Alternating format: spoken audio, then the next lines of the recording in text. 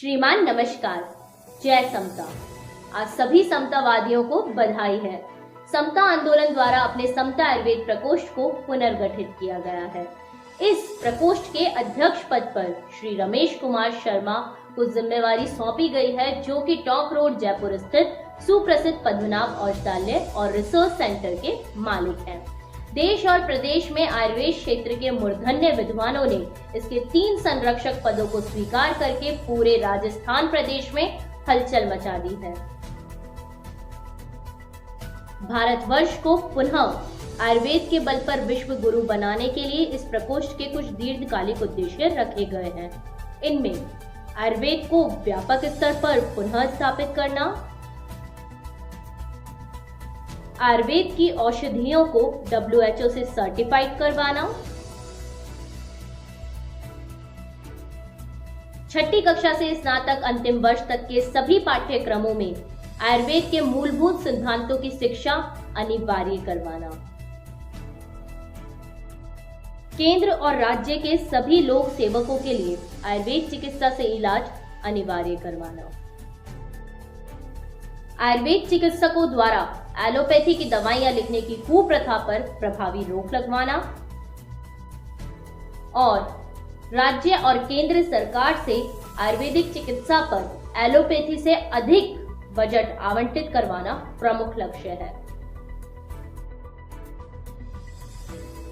तात्कालिक परिस्थितियों को देखते हुए कोविड-19 महामारी का उपचार व रोकथाम आयुर्वेद चिकित्सा पद्धति से करवाने के लिए सभी कार्यवाहियों की कार्य योजना है।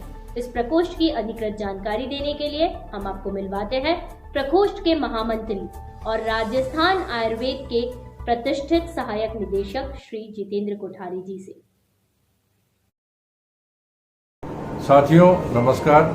समता आयुर्वेद प्रकोष्ठ का जो गठन किया गया है वो हमारे जाने माने आयुर्वेद की हस्तियां जो वैद्य बनवारी लाल जी गौड़ जो राष्ट्रपति पुरस्कार से सम्मानित हैं और राजस्थान विश्वविद्यालय के पहले वाइस चांसलर रहे, राष्ट्रीय आयुर्वेद संस्थान के निदेशक रहे और उन्होंने लगभग अनगिनत किताबों का लेखन कार्य किया और उनकी बहुत सारी बुक्स जो हैं छात्रों के लिए और आम जन के लिए बाजार में उपलब्ध हैं और उनके सानिध्य में रहकर हमने इस प्रकोष्ठ का गठन किया है। हमारे दूसरे संरक्षक जो चिकित्सा के क्षेत्र में ख्याति प्राप्त हैं, डॉक्टर राधेश्याम जी शर्मा जो राष्ट्रीय आयुर्वेद संस्थान में प्रोफेसर रहे और राजस्थान विश्वविद्यालय के दूसरे वाइस चांसलर रहे, 2 बार वाइस चांसलर रहे, उनके सानिध्य में हमने काम किया।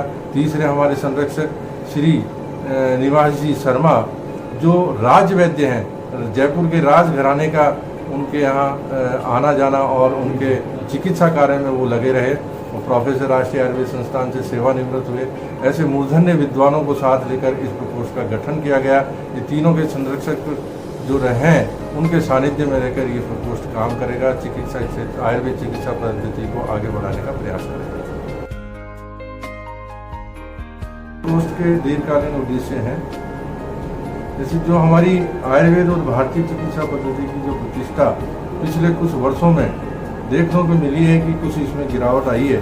दूसरी चिकित्सा पद्धति के प्रति लोगों का रुझान बढ़ा है, उसको हम कैसे रोक सकें और हमारे आयुर्वेद चिकित्सा पद्धति के माध्यम से लोग हमने से जुड़े।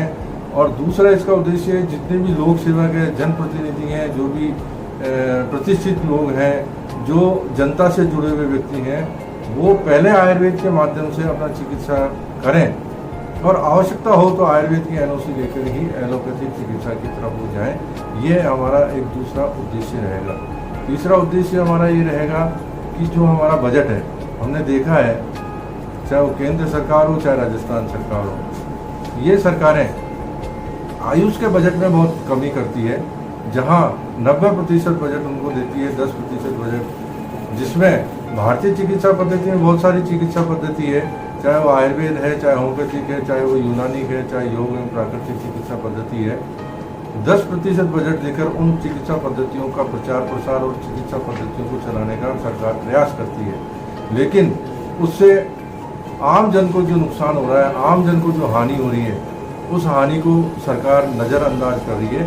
तो हम ये चाहते हैं इस प्रकोष्ठ के माध्यम से कि जो हमारा बजट हो कम से कम अन्य चिकित्सा पद्धतियों से हमारा बजट ज़्यादा होना चाहिए, ये हमारा तीसरा उद्देश्य है। चौथा उद्देश्य ये है कि जो हमारे पुराने नुस्खे हैं, जो हमारे आयुर्वेद चिकित्सा पद्धति की जो दवाइयाँ हैं, जो हमारा इलाज है, जो कारगर इलाज है, जब हम ये कहते हैं कि कहीं कोई इलाज नहीं है वो आयुर्वेद में इलाज होगा, जब इस बात को हर व्यक्ति जानता है, हर व्यक्ति इस बात को कहता है, तो उसको WHO तक हम कैसे पहुंचा सके। WHO के माध्यम से उन बीमारियों का, उस संक्रमित बीमारियों का इलाज वहाँ से एक अप्रूवल, उसका एक ठप्पा लग कर आए, ऐसा हमारा इस प्रकोष्ठ के माध्यम से प्रयास रहेगा।